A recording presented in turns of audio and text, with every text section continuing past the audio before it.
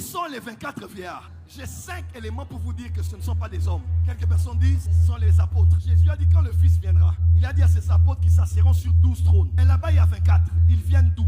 Dans Daniel 7, on dit que l'ancien des jours, quand il est entré en scène, il y avait autour de lui des trônes. Qui étaient sur les trônes? Étaient-ce les patriarches? Non. Les 24 vieillards sont des êtres qui existent depuis des temps immémoriaux.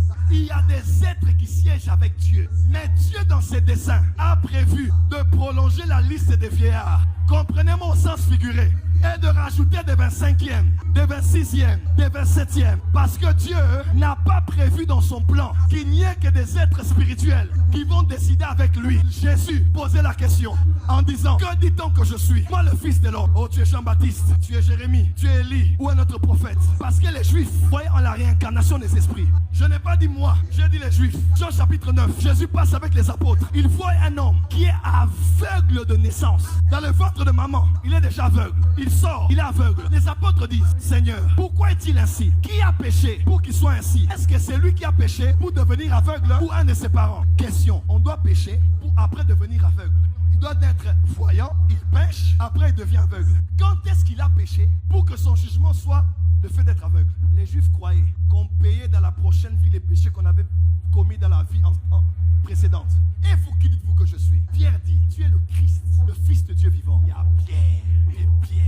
Sur cette pierre, je bâtirai mon ecclésia. C'est quoi l'ecclésia? Chez les Grecs et les Romains, c'était le Sénat. L'empereur était sur le trône et le sénateur était autour de lui. Et on les appelait la chambre haute.